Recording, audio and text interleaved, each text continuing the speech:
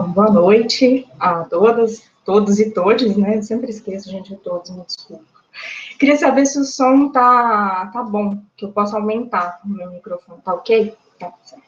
Então, eu gostaria muito de agradecer a Thalita, primeiro, né, que foi quem me convidou, foi um encontro de congresso, que eu acho que foi um encontro muito feliz para nós duas.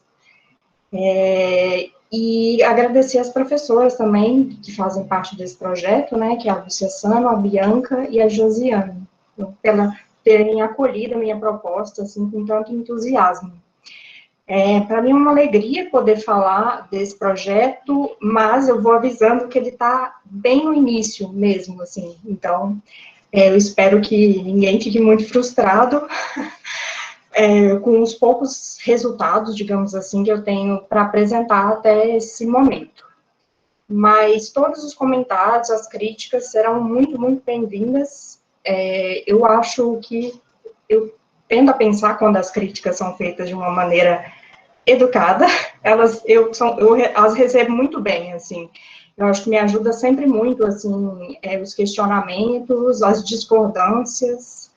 Eu acho que isso faz crescer muito o trabalho de todo mundo.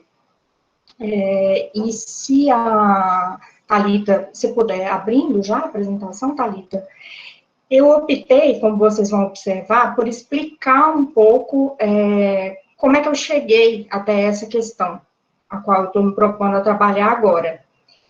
Por que eu cheguei aí, como é que eu cheguei aí, e qual que é a minha hipótese, né, que eventualmente ela pode não dar muito certo. O que é interessante também, porque eu espero poder encontrar todo mundo que está aí. Eu esqueci esse agradecimento muito importante. Eu fiquei muito surpresa, muito feliz pelo volume de pessoas interessadas. E fico muito contente em saber que elas vêm de diferentes lugares do Brasil, como eu. Eu também sou uma peregrina aí do Brasil. Eu nasci no estado de Goiás, que virou Tocantins, e fui andando aí pelo Brasil.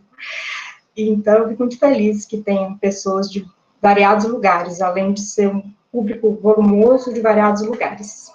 Bom, eu vou começar, como eu disse, né, eu vou tentar contextualizar um pouco como é que eu construí essa questão, e o título que eu dei para a fala é A Safo no Brasil, menções à poeta de Lesbos em narrativas publicadas entre 1925 e 34. Vocês vão entender ao longo da minha fala, assim eu espero, porque esse recorte temporal, pelo menos inicialmente proposto no meu projeto, pode ser que ele venha a se alterar ao longo da pesquisa. Mas, por enquanto, o limite temporal é esse, e eu vou explicar mais adiante por que é esse. Você pode passar, por favor, Thalita. Eu estou trabalhando, acho que, de certa maneira, eu sempre trabalhei um pouco nesse universo, né, das ficções de Safo. Claro, esse nome Ficções de Safo, eu acho que ele se popularizou, talvez, por causa desse livro, cuja capa vocês podem ver. Eu acho que quem está mais ou menos familiarizado com esse universo dos estudos em torno da Safo, conhece esse trabalho, e sempre me chamou muita atenção. O meu primeiro contato, só para contextualizar também um pouco com essa figura, e com alguns fragmentos da Safo, se deu na graduação. Eu nunca tinha ouvido falar de Safo na minha vida, até o primeiro semestre do meu curso de graduação, na disciplina de História Antiga, com o professor Pedro Paulo Funari. E para mim foi uma grande surpresa, acho que uma grande surpresa que, de certa forma, nunca me deixou de me surpreender.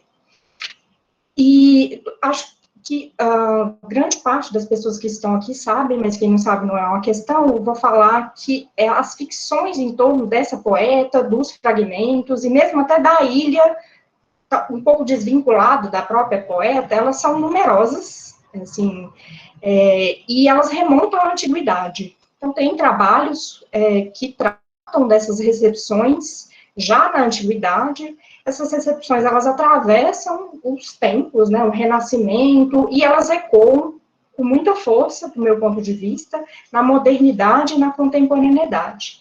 Eu coloquei um outro exemplo aí, que está a capa desse livro, que é um trabalho de 2005, chamado Safismo e Decadência, a Paris do final do século. É só um exemplo de um trabalho que, claro, ele não trata só da Safo e dessas recepções dessa figura nessa Paris no final do século XIX, mas também trata esse trabalho da Nicole Aubert.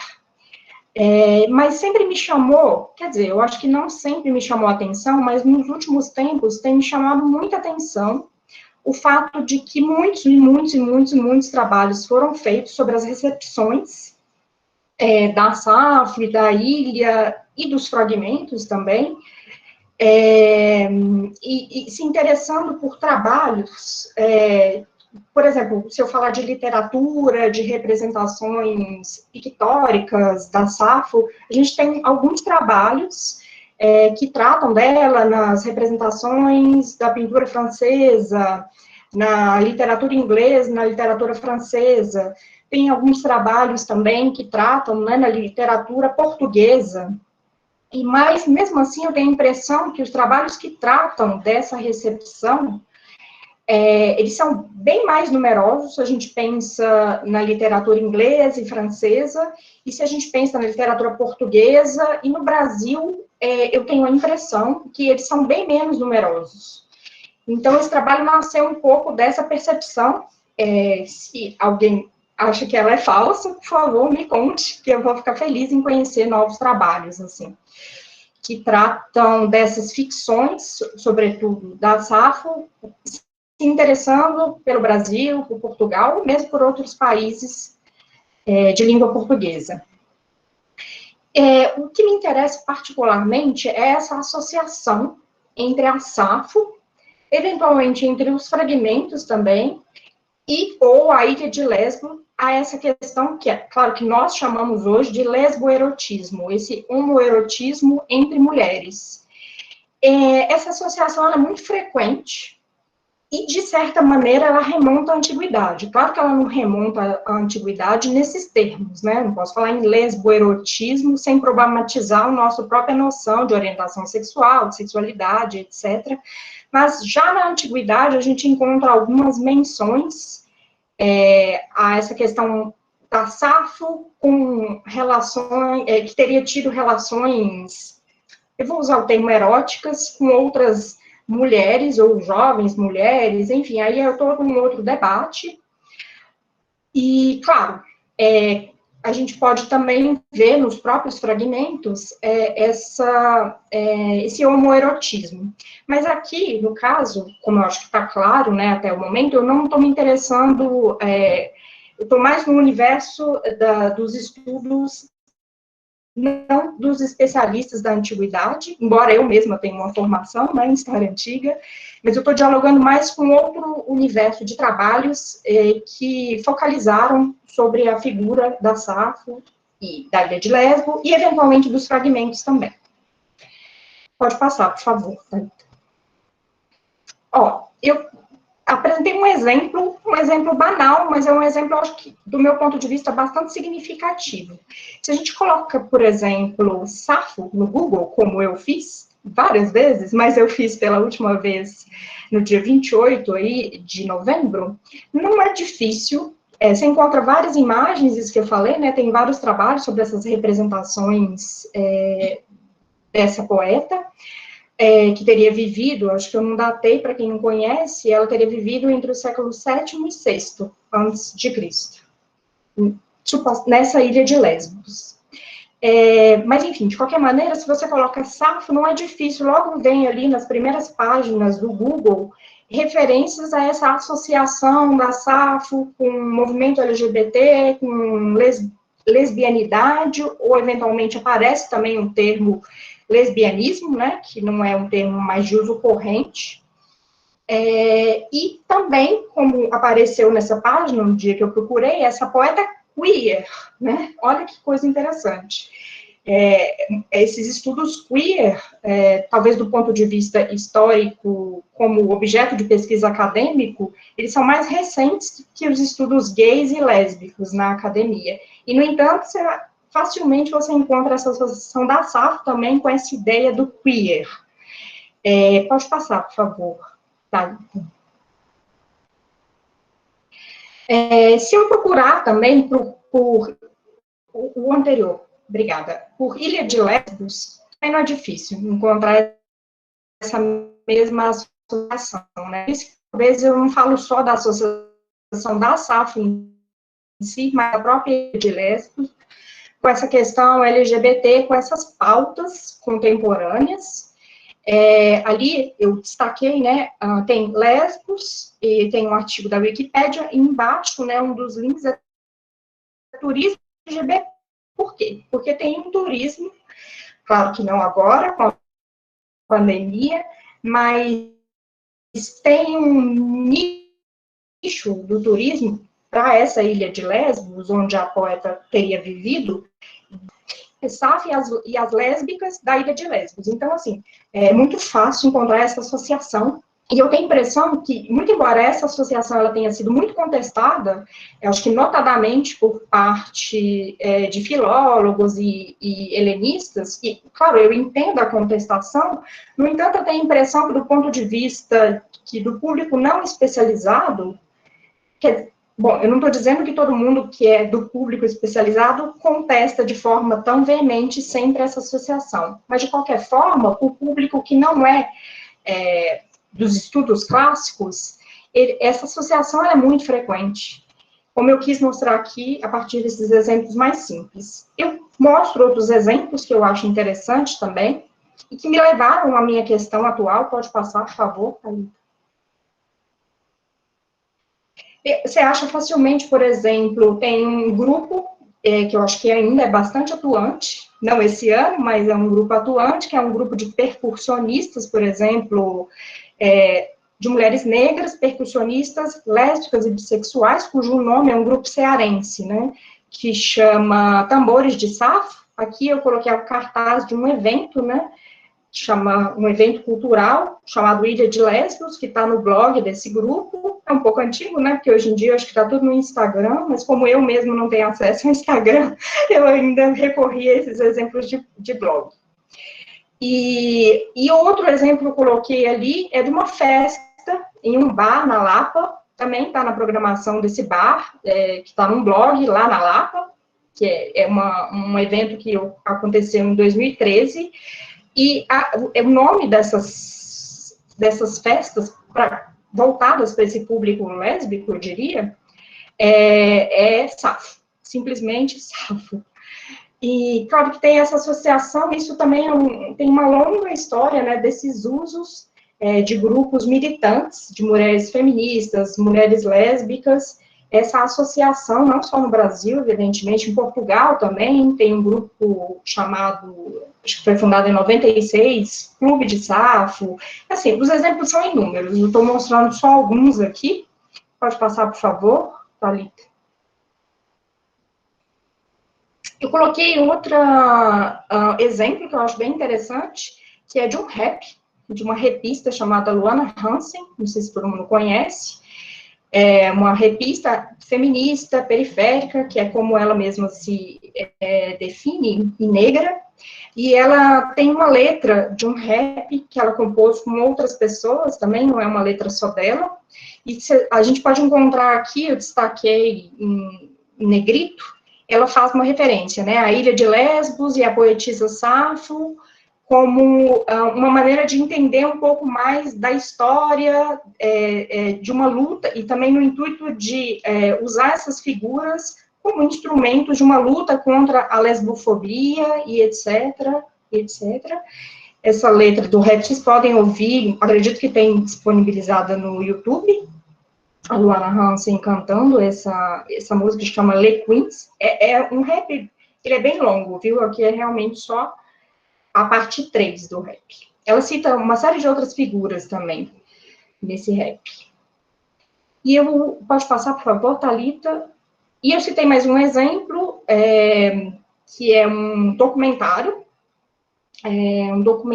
não me lembro mais do ano, não sei se está ali, enfim, mas é relativamente recente, sobre a escritora brasileira, que foi muito marginalizada também, isso é uma coisa bastante recorrente, né, a marginalização dessas produções, não só LGBTs, mas no caso da Cassandra Hilst, Eu acho que isso salta bastante aos olhos, porque é uma escritora que vendia muito, vendeu muito, eles falam que ela era sucesso, né, de vendas na década de 70, e depois os livros dela desapareceram, quase nenhum dos livros dessa autora foi reeditado, e esse documentário, enfim, eu não vou ficar falando aqui sobre a Cassandra Hills, mas o fato, olha o nome, a Hannah Corick, quem fez esse documentário, deu o nome de Cassandra Hills, A Salvo de Perdizes.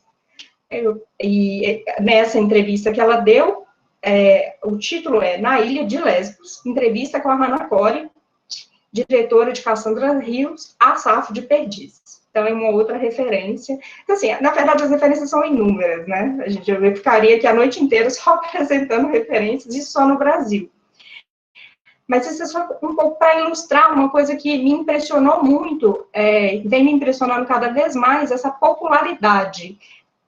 Para além da academia, eu não estou dizendo que não tem nenhuma relação com os trabalhos que são produzidos na academia, mas eu tenho a impressão que ela transcende esses trabalhos, porque tem gente que nem conhece os trabalhos, né? Claro que a pessoa pode conhecer por outros meios, mas me impressiona muito essa popularidade, e é isso um pouco que eu quero investigar. Quais são os outros meios, para além dos trabalhos especializados, que são produzidos pelos filólogos, pelos historiadores, enfim, pelas pessoas todos os estudiosos que trabalham nesse universo dos estudos clássicos. Para além disso, tem uma popularização dessa figura que me parece muito impressionante. Pode passar, por favor, Thalita. Então, a pergunta que desencadeou esse meu projeto, e que também ele animou também outros artigos que eu escrevi antes de elaborar esse projeto, foi como compreender essa relativa popularidade da associação da poeta ou da Ilha de Lesbos ao lesboerotismo no Brasil. Eu queria tentar um pouco compreender, fazendo um estudo histórico, tentando resgatar um pouco de por que meios se popularizou essa figura, em especial relacionada ao lesboerotismo, essa figura e a ilha. A minha hipótese, que pode não se confirmar, é que essa popularidade, ela também guardaria laços com produções narrativas que teriam sido marginalizadas, como é o caso de parte das narrativas populares, por vezes qualificadas como pornográficas, que foram publicadas no Brasil a partir do final do 800. O meu objetivo inicial é localizar, então, e analisar os usos que foram feitos dessa figura histórica da Saco ou da Ilha de Lesbos em narrativas publicadas pela imprensa ou na forma de romances populares também, no Brasil da primeira metade do século XX. E aí eu escolhi 2 objetos de análise iniciais, que talvez eles tenham que ser ampliados a depender do que eu vou encontrar aí, nesse material. Vocês vão ver algumas coisas que eu já encontrei. Primeiro, é uma revista chamada Chime, que foi publicada no Rio de Janeiro, mas eu acredito que ela tenha circulado por outros estados brasileiros, né, entre 1925 e 1933, e o segundo objeto que eu privilegiei são os romances, que, aliás, são propagandeados nessa revista, e eles foram editados pela imprensa moderna, e me interessa, pelo menos a princípio, uma coleção em particular, que é essa coleção chamada Leituras de Alcova, que foi publicada em 1932 e 1934.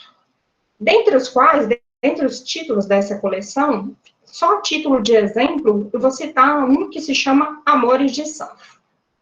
Esse é um dos romances, eu estou tendo um pouco de dificuldade de encontrar os romances dessa coleção, mas depois posso falar mais sobre isso, mas eu sei que existe esse romance. E só para adiantar também, eu acredito que grande parte das narrativas que são publicadas na revista Chime e desses romances, na verdade, se tratam de traduções. Não sou eu que estou dizendo isso, são as pessoas, os pesquisadores que trabalham com esse universo, né, dessas publicações populares do final do 19. Provavelmente elas são traduções, mas a questão é que, por exemplo, no caso da Leitura de Alcova, se você pega o livro, não tem nenhuma indicação de quem é o tradutor, foi traduzido, a tradução de quê, Então, tem uma dificuldade aí de encontrar qual que é a obra traduzida, por exemplo. O próximo, por favor, Thalita.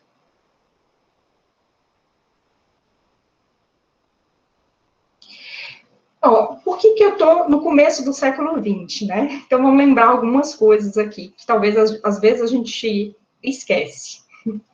Os primórdios da tradução dos clássicos no Brasil, eles são relativamente recentes, e eles remontam ao século XIX.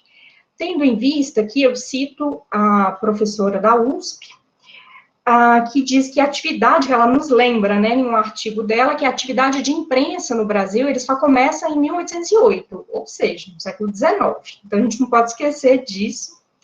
E com a mudança da corte para o Rio de Janeiro, até então era vetada imprimir panfletos, jornais, livros no território brasileiro.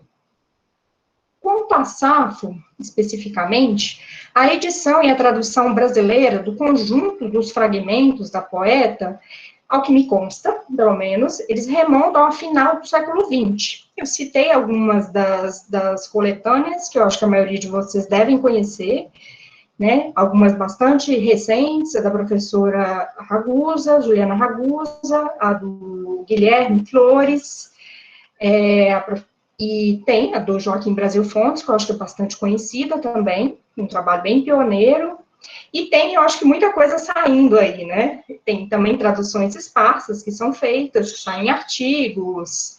Eu só estou citando as edições que publicaram os fragmentos completos, digamos assim. E eu acredito também, embora eu tenha só citado do Antunes aí, de 1987, que a gente deve encontrar muito mais se a gente investigar esses jornais do final do 19, esse periodismo do final do 19, do começo do 20, a gente certamente deve se deparar com traduções esparsas desses fragmentos. Enfim, seja como for, nós encontramos menções à poeta e à ilha de Lesbos em obras de autores bastante icônicos, do cânone mesmo, do modernismo brasileiro, por exemplo. Eu trouxe esses dois exemplos que eu acho que são muito interessantes, que a gente encontra uma menção no Macunaíma, né, que é um romance super importante na história da literatura brasileira, cuja primeira publicação é de 1928, e a peça O Rei da Vela, do Oswald de Andrade, que é de 1937. E eu fico pensando em que medida, de certa forma, talvez o Macunaíma e o Rei da Vela, se eles podem estar, em alguma medida, ecoando essas associações que apareciam nessas narrativas mais populares, que eram veiculadas por uma revista como a Chine, por exemplo, ou nesses romances, que é uma coisa que hoje em dia estão bastante marginalizados do ponto de vista da história da literatura, o que não é o caso do Macunaíma e do Rei da Vela, do Oswald de Andrade. Isso é uma pergunta que eu tenho. Vou mostrar, pode passar, por favor, Thalita? Esses trechos aos quais eu me referi, do Macunaíma e do Rei da Vela, no próximo slide. Deixa eu ver se Thalita vai abrir. Que é muito interessante, eu convido vocês a lerem em contexto, né, que é o que eu não vou trazer aqui no momento. No Macunaíma, tem uma passagem que é super interessante, que é a Carta para as Icamiabas. E nessa carta, essa carta é incrível, assim, quando eu reli essa carta, que eu já tinha lido o romance fazia muito tempo, eu reli e falei, gente, isso aqui é um prato cheio para esses estudos de recepção. Nessa carta, o remetente, ele associa uma passagem dessa carta para as Icamiabas, você tem a citação de outras figuras da antiguidade, por exemplo, as Amazonas, outras referências à tradição antiga. Encontramos uma menção, como eu coloquei aqui, a Safo e a ilha de Lesbo, na carta associada aos vícios da cidade grande, né? Aos vícios das damas de São Paulo. E contra os quais, esses vícios, o remetente quer advertir as Icamiabas. Então, eu destaquei aqui a parte que ele fala, né? Eu vou ler rapidamente. As companheiras da gentil declamadora Safo, na Ilha Rosa de Lesbos, vícios esses que não suportam crítica à luz das possibilidades humanas e muito menos ao escalpelo da rígida e sã moral. Então, tem uma menção tanto a Safo quanto a Ilha de Lesbos e uma associação negativada, né, desse vício, que é, sem dúvida nenhuma, né, o lesboerotismo, que historicamente acabou sendo associado a essa figura. Na peça do Rei da Vela, do Oswald de Andrade, também a gente tem uma personagem, acho que essa mais, talvez as pessoas se lembrem mais, que é a Heloísa de Lesbos, que é uma das personagens da peça, e ela incorpora, sem dúvidas, né, um sinal inegável de decadentismo. Olha, isso remete, lembra que eu citei ali no primeiro slide, o livro, né, da Nicole Albert, que é Safismo e Decadentismo, então essa associação ela é bastante recorrente em romances do final do 19, do começo do 20, e é o caso aqui no nosso brasileiríssimo Rei da Vela, que ele vai falar dessa figura e das práticas homoeróticas que são associadas a ela. A personagem, Heloísa de Lesbos, ela nos é, assim, descrita quanto da sua primeira aparição na peça, a qual precede a menção às mesmas práticas, as práticas lesboeróticas e a decadência moral associada a Heloísa, a família toda dela, e mesmo ao irmão dela, que também tem um apelido bastante jocoso na peça, que é o Totó Fruta do Conde. Ou seja, uma outra associação ao homoerotismo. E a Heloísa, ele diz, apesar dos vícios que lhe apontam, você sabe, toda a gente sabe, a Heloísa de Lesbos fizeram piada quando comprei uma ilha no Rio para nos casarmos. Disseram que era na Grécia. Apesar disso, ela ainda é a flor mais decente dessa velha árvore bandeirante, uma das famílias fundamentais do Império. Aí é o noivo, né, a pessoa que está noiva da Heloísa de Lesbos, falando da troça e desses rumores, que todo mundo sabia, que essa Heloísa, ela teria práticas lesboeróticas que levariam todo mundo a fazer uma troça, quando ele falou que comprou uma ilha, e as pessoas fizeram um trocadilho, teria que ter comprado uma ilha na Grécia, que é a ilha de Lesbos, evidentemente. Enfim, pode passar, por favor. Tá. Bom, vou falar um pouquinho, comentar muito rapidamente, né, sobre esse universo, que também é muito novo para mim. Então, nesse momento, eu falei que eu estou muito no início da pesquisa, eu estou tentando entender um pouco desse complexo universo, dessa literatura e imprensa popular do Brasil, do final do 19 e início do 20. Desses chamados que eu falei que era pornográfica ali, entre aspas, por quê? Né? Porque esse termo é bastante problemático para a época, e mesmo quando ele é usado, o termo problemática, pornográfica, ele não tem o mesmo sentido que ele tem hoje, se é que hoje ele tem um sentido único, claro que não tem também. Então tem um debate enorme sobre essa questão da pornografia versus o erotismo, tem vários trabalhos que discutem isso, não vou discutir isso aqui, mas tem duas terminologias também, que é essa dos romances para homens e dos romances de sensação, que são associados a esses romances, essas histórias das quais eu trato. Os chamados romances de sensação e os romances para homens são duas categorias de romance que tiveram um enorme sucesso no extenso e diversificado universo das publicações populares que florescem no Rio de Janeiro em finais do século XIX. Aqui eu trago uma situação... Ai, gente, desculpa, o Luciano está com o microfone aberto. Você poderia desligar, por favor, Luciano? Obrigada. Desculpa, gente. Eu trago aqui uma citação do trabalho até de uma colega de vocês, né, da Unifesp, da Alessandra Elfar. Ela trabalhou com isso, ela trabalha ainda, eu creio, e ela diz sobre esses romances para homens, romances de sensação. Os temas, dentre outros, giravam em torno de casos de adultério, incesto, ela usa o termo homossexualismo e prostituição. As descrições detalhadas de cada encontro amoroso pegariam de surpresa, até mesmo nos dias de hoje, os mais desavisados. Por esse motivo, essas histórias, elas encontravam-se à venda acompanhadas de uma frase que mais parecia com um aviso. Então, ela está explicando de onde que viria, né, essa terminologia, essa leituras só para homens, leituras para homens. Na verdade, quem conhece, é bastante comum, né, você pega esses romances do final do 19, do começo do 20, mesmo eu acho que o Bruno Vieira, a professora Lourdes Feitosa também, eles trabalham um pouco as traduções do Ovídio, por exemplo, né, no começo do 19, tem essas advertências.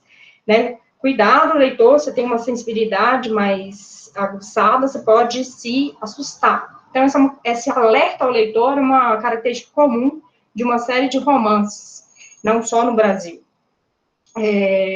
Enfim, seja como for, muitas dessas narrativas, como eu disse agora há pouco, eles eram traduções de autores estrangeiros de sucesso. E o que suspeito, né, e o que eu já vi alguns estudiosos dizerem também, mas eu não investiguei a fundo, seria igualmente o caso desses contos eróticos que são publicados na China, que são pequenas narrativas mesmo, e dos romances dessa coleção, a qual eu mencionei. Pode passar, por favor. Tá. Ok. E aí a gente pode pensar, né? Leitura só para homens? Eram só homens mesmo que liam esses romances para homens, esses romances de sensação? Os estudiosos desse universo que eu falei, que eu tenho conhecido mais a fundo agora, tenho tentado conhecer mais a fundo, né? Dizem que não, que haveriam leitoras. Que apesar de sugerir uma interdição patriarcal, expressões como essa, de leituras para homens, era uma pilheira do comércio livreiro, que servia para atrair, na verdade, compradores de qualquer sexo e idade. E, segundo Leonardo Mendes, há várias evidências de que as mulheres compravam e liam esses chamados livros para homens. Em uma apresentação que eu fiz recentemente, alguém sugeriu, inclusive, porque muitas dessas histórias, desses romances, são publicados com pseudônimos, muito provavelmente. Eu fui, uma pessoa chamada Ana Carolina, deixa eu dar os créditos, me perguntou se, será que esses pseudônimos não poderiam ser também de mulheres? Eu não sei. Isso é uma boa questão. Será que as mulheres eram só leitoras desses romances para homens? Ou elas, eventualmente, também escreveram narrativas com esse teor pornográfico? Enfim, fica aí a questão. Seja como for, tem um comentário que é muito interessante de um jurista que lançou um livro em 1895, um jurista chamado Francisco Viveiro de Castro, que nessa obra intitulada Atentados ao Pudor, estudo sobre as aberrações do instinto sexual, ele alerta para o consumo dessa pornografia via conteúdos literários que eles chamam muitas vezes de modernos. Ele alerta isso como um dos fatores decisivos para o desenvolvimento de aberrações, tais como, ele cita, as práticas lesboeróticas. Ele fala, duas amigas se encontram, falam do romance que ambas leram, experimentam ao vivo a sensação que o escritor tão ardentemente descreveu, gostam do ensaio, transmitem adiante a descoberta e iniciam outras no segredo. Bom, e Safo, assim, vai conquistando adeptos, propagandistas do seu culto. Olha que interessante, parece, do ponto de vista dele, que é uma evidência, né? Essa associação da Safo com essas práticas, com esses vícios, com essas aberrações. E a gente encontra essas referências não só em manuais do século XIX aqui no Brasil, né? Você encontra também em outros manuais. Então, parece uma evidência, parece que não tem... a Safo, se a gente fala de Safo e de Ilha de Lesbos, a gente fala de lesboerotismo, que do ponto de vista do Francisco Viveiro de Castro é uma aberração. Pode passar, por favor. Aqui eu trouxe finalmente a revista sobre a qual eu falei, né, que é a revista Chime, olha o subtítulo dela, né, Revista da Vida Moderna. Tinha um pouco essa associação, né, dessa modernidade a essas aberrações, a esses vícios, a essa decadência que aparece, por exemplo, no trabalho da Nicole Aubert, Safismo e Decadentismo, uma associação bastante recorrente, como eu já disse, e como a gente pode ver também no Rei da Vela, né, porque é uma grande troça, essa família aristocrática decadente, e evidentemente essa família tem um filho gay e tem uma filha lésbica, né, que são sintomas dessa decadência, dessa família aristocrática. Enfim, eu não estou dizendo que isso é do ponto de vista do Oswald de Andrade, mas é do ponto de vista dessa sociedade, né, da época. Homossexualidade, como a gente fala hoje, é associada à decadência moral, e à decadência não só moral, né? Enfim, aí tá algumas capas dessa revista, da revista Chime, da revista da Vida Moderna, que, como eu disse, foi publicada entre 1925 e 1933. Essa revista Chime como diz, acho que chama Jorge Leite, se não for, me perdoem, o Leite não sou eu, viu, gente? Apesar de ser Letícia Batista Rodrigues Leite. Mas está na minha bibliografia, vou fazer justiça. Ele diz que a revista Chime, ela pode ser considerada a primeira revista erótica brasileira. E ela apresenta, a gente está vendo aqui, não sei se vocês estão vendo bem, essas fotos de nu completo. E dentro da revista também, e os próprios contos, né, como a gente viu agora há pouco, eles são muito ousados. Eu acredito que mesmo para hoje, para algumas pessoas, seria de uma ousadia extrema, o que traz essas narrativas e essas imagens que essa revista traz, enfim. Pode passar, por favor. Tá. A revista Chime, eu estou apresentando agora algumas menções que eu encontrei até o momento. Ela pode ser acessada, essa eu tenho a sorte, né? Ela pode ser acessada pela hemeroteca digital da Biblioteca Nacional. E aí, essa hemeroteca, ela permite a consulta na íntegra dos 326 números dessa revista. Então, todo mundo pode ir lá e acessar. Eu trouxe alguns exemplos de menções a Safo e de menções à Ilha de Lesbos. Eu peço desculpas, essas menções, elas estão fora do contexto aqui, né? A princípio, eu estou numa fase de procurar essas menções, e claro que o meu objetivo é trabalhar um pouco essas menções mais contextualizadas no segundo momento. Mas com bastante recorrência, as histórias são de mulheres casadas, que estão um pouco entediadas, tem muito essa associação também em cenas de prostíbulos, como a gente vai ver daqui a pouco no romance.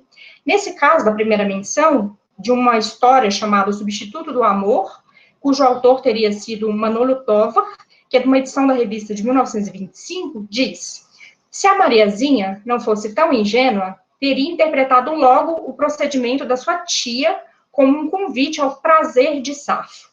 Então, é uma jovem que vai morar na casa dos tios, essa tia que está bastante entediada, infeliz, ela começa a ler romances, ela está lendo, inclusive, um romance francês, que, se eu não me engano, é o La Garçonne, e ela começa a ter essas ideias, né? E ela convida essa Mariazinha ao quarto dela. Então, essa passagem está inserida nessa história.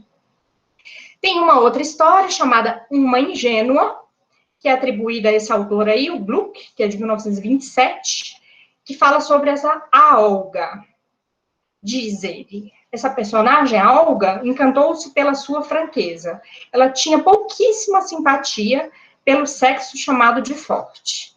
Em compensação, a Olga, ela sentia-se atraída pelas mulheres de todas as classes e lastimava não ter vindo ao mundo no tempo da divinal Safo. Tem uma outra menção nessa outra história. Essas histórias são bem curtas, viu, gente? Elas ocupam, às vezes, 2 páginas, ou nem mesmo 2 páginas dessa revista. Elas são histórias bastante curtas.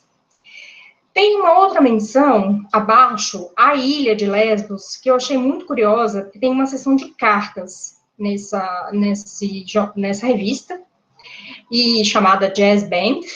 Na seção de cartas de 1928, isso que a gente vai ler aqui é uma resposta de alguém que trabalharia na revista a alguém que teria submetido uma narrativa para a revista. Ele vai comentar o que ele achou do texto que foi submetido. Ele diz: e tudo por pseudônimo. É super curioso, né? A pessoa que teria enviado, até a própria revista pede, né? Envie seus textos, mas por pseudônimo, e também na revista, na seção de cartas, são usados pseudônimos. Ele diz: fiquei com a curiosidade aguçada ao ler lá o texto que essa pessoa teria enviado. Pareceu-me interessante ler alguma coisa escrita por um homem que conhece, qual posso afirmar, admira o Freud. Passei, pois, ao trabalho e dei início à leitura. Fui bem no começo, apesar do maçante da descrição inicial. Fui bem na metade, porque aquela coisa ia ficando agradável. Fui melhor ainda no final, porque você pôs certa arte no descrever a reprodução das cenas de Lesbos. E foi só, meu amigo, não pude fazer descer o trabalho às oficinas. Ou seja, ele faz um comentário elogioso, mas falou que não rolou, né? Não rolou, não vai dar para publicar na revista, não. E faz essa menção à cena de Lesbos, ou seja, uma cena lesboerótica, muito provavelmente. Tem uma outra menção numa história chamada Amiga Íntima, que sai nessa mesma revista em 1928. Diz assim a menção: ora, devemos confessar que a jovem Hermínia não tinha inclinação alguma para isso que Proudhon chama as sacerdotisas de Lesbos. Enfim, é mais uma história de uma mulher casada que trai o marido. Enfim, isso é muito repetitivo, né? Como a Alessandra Elfar falou, essa temática do adultério, prostituição, relações homoeróticas é uma recorrência, pelo que eu tenho entendido, nesses romances de sensação, essa literatura alegre, esses romances pornográficos do final do 19 e do início do 20. Pode passar, por favor. Aqui eu cheguei, vou apresentar um exemplo só, essa série, A Leitura de Alcova, que é a capa desse livro. Esse está disponível, a gente pode encontrar ele disponível tanto no site da Biblioteca Digital, da Biblioteca Nacional, perdão, quanto na Biblioteca Digital de Literatura dos Países Lusófonos, da Universidade Federal de Santa Catarina. Mas é mais difícil, eu tenho tido mais dificuldade de encontrar, eu acho que não por acaso, porque tem um catálogo que, pelo que eu entendi das minhas pesquisas até o momento, de obras raras da Biblioteca Nacional, e muitas dessas obras, não sei nem se indo até a Biblioteca Nacional, eu consigo ter acesso a tudo que eu gostaria. Mas, enfim, vamos ver como é que vai acontecer em 2021 e o que eu vou conseguir ler até lá. Enfim, eu trago aqui a capa desse romance chamado Cinzas do Pecado. É muito interessante. Eu vou explicar depois por que ele se chama assim. O autor teria sido Rodrigo de Triana e tem um preço. Isso é uma coisa que eu não mencionei, né? Por que esses romances são os romances populares? A gente pode falar que era muito popular. Porque os pesquisadores e pesquisadoras que trabalham com esse universo falam da diferença de preço desses romances. Por exemplo, se você pega romances mais ou menos contemporâneos a esses, ou mesmo jornais, revistas, elas eram muito mais caras que esses romances aí, esses romances populares. Eles tinham um preço muito mais em conta, as edições eram muito mais simples. E a mesma coisa deve acontecer com esse material de imprensa, né? Essa revista, a revista Chime, por exemplo. Então, e também eles fazem várias estatísticas, né, de venda. É impressionante o quanto vendiam, eram vendidos. Você faz uma comparação dos romances mais vendidos na época, de pessoas que entrariam para o cânone, né, mais tarde, sei lá, o Machado de Assis, por exemplo, e outros, a gente vai ver que tem um público leitor bastante amplo, mesmo para a época, e bastante variado também. Enfim, nesse romance, que é o que eu trouxe como exemplo hoje, tem uma menção aqui que eu vou citar, que associa Safo e a Ilha de Lesbos, mais uma vez, ao lesboerotismo. A personagem que narra o romance, isso aqui é uma coisa interessante, porque nas outras histórias que eu apresentei, os narradores ou são em terceira pessoa, ou são narradores homens, se não me falha a memória. Mas era uma coisa muito recorrente, narradoras mulheres, nesse tipo de romance. E esse é o caso aqui, por exemplo, a gente tem a história de uma mulher, que ela já está, quando ela está narrando, ela já está mais velha, ela encontra um diário dela, e nesse diário ela contou algumas peripécias que ela viveu em um determinado momento da vida dela. Ela era casada, ela casou muito cedo e ela ficou viúva. E ela faz uma viagem. Nessa viagem ela vive várias aventuras amorosas, e em um determinado momento ela se encontra num bordel em Paris. É disso que ela está falando agora. Ela fala: na falta de homens, o mulherio do conventilho se entregava desenfreadamente às práticas que a tradição apontou como principal apanágio das habitantes das ilhas do Mar Egeu, a moderna Mitilene, antiga Lesbos dos gregos. Era Ninon uma das mais apaixonadas pelas práticas que imortalizaram a poetisa Safo. Tudo fez para que eu também prestasse culto a esta espécie anormal do amor. Nada conseguindo, acabou desistindo. E o romance se chama Cinzas do Pecado, porque ao final do romance ela queima o diário. Ela tem medo que, eventualmente, a neta dela, alguém da família pode encontrar, e chama Cinzas do Pecado porque ela queima esse diário que conta essa fase da vida dela, né? A pessoa que está narrando ali. Enfim, era isso. Eu só trouxe alguns exemplos, como eu disse, tentei explicar um pouco como é que eu cheguei nessa questão. Se puder passar, Thalita, por favor. Aqui são algumas das referências que eu usei no projeto. Tem mais uma página de referências. Enfim, por enquanto, gente, é isso que eu tenho para apresentar para vocês. Sei que não é muita coisa ainda, mas estou aqui tentando me aprofundar nesse universo que é tão novo para mim também. Embora eu tenha mais familiaridade, né, com essa literatura mais ao gosto da elite, pode ser assim, né, que isso aparece em muitas associações à SAF, mas com esse universo dessas narrativas mais populares, realmente também para mim é uma novidade. Estou tentando entender melhor ainda. É isso, obrigada.